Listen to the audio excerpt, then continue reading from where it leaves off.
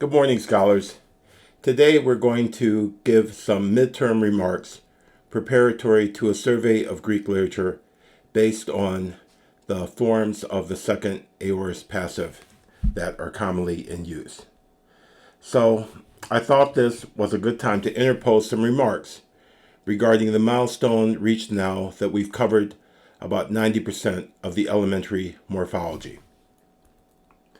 A look at Farr's table of contents displays how little more there is to cover, that is to say, before Farr begins to review past material and proceeds through the remainder of Book 1 of the Iliad.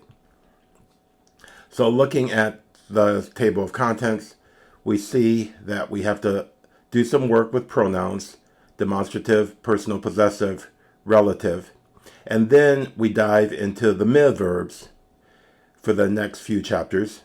And these are such that a Greek student is always reviewing them.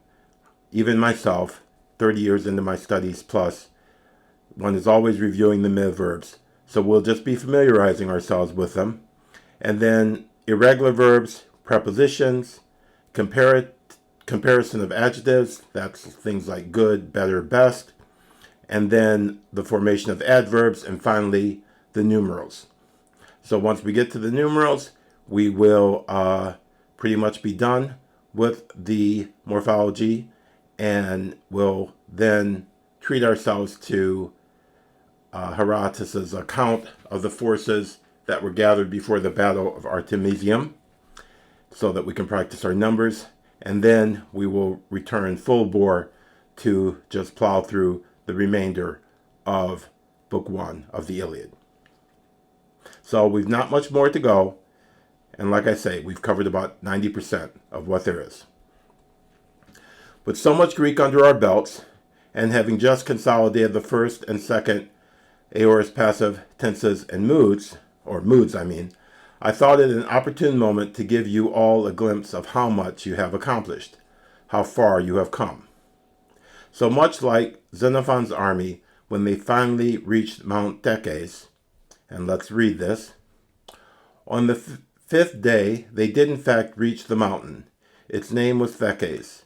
Now as soon as the vanguard got to the top of the mountain, a great shout went up.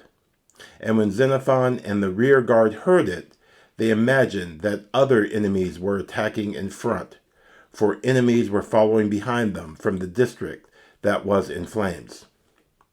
And the rear guard had killed some of them and captured others by setting an ambush, and had also taken about 20 wicker shields covered with raw, shaggy ox hides.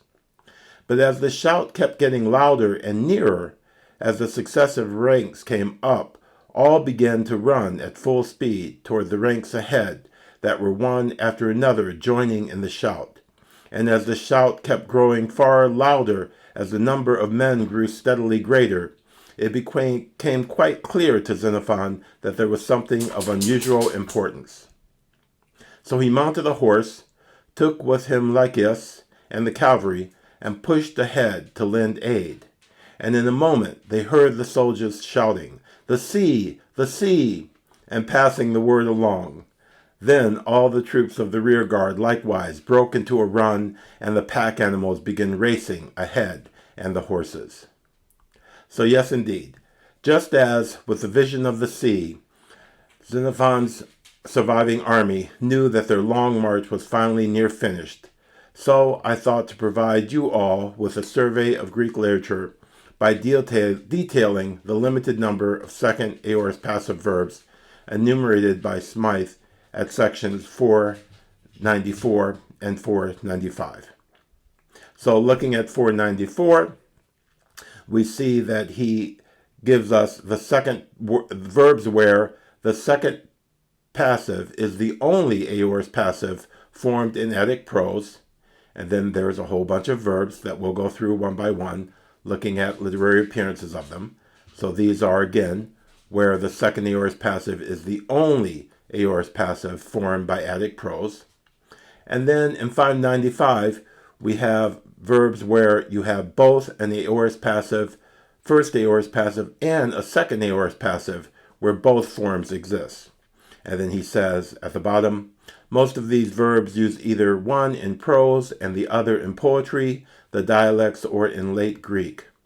Only the forms in common prose use are inserted in brackets. So we'll concentrate on those forms that he considers to be common in prose, but we'll throw in some others when they can be demonstrated through interesting passages. So the next batch of videos will break our routine and dive headfirst into the depths of Greek literature by surveying tokens of first and second aorist passive verbs across various authors: Homer, Pindar, Hesiod, Euripides, Sophocles, Herodotus, Thucydides, Plato, Xenophon, and even a couple of New Testament passages. So for those who have taken the time and the effort to assimilate the material so far presented, I hope this survey will whet your appetite for the accumulation of vocabulary, which is the bulk of the labor ahead.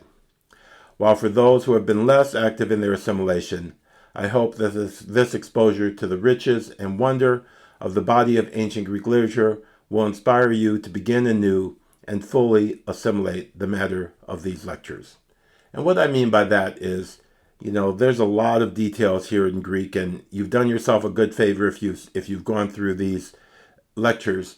But the key is to get from the point of, get to the point where you recognize these things immediately and can actually produce the forms and the paradigms on demand mentally. So your recognition of what you're looking at is close to immediate. So congratulations to you all. You stand on the threshold of the greatest body of world literature ever imaginable. And so, congratulations. I look forward to continuing the course and looking at some wonderful passages from various authors in the coming weeks. Okay, goodbye, have a great day, and I'll see you again soon.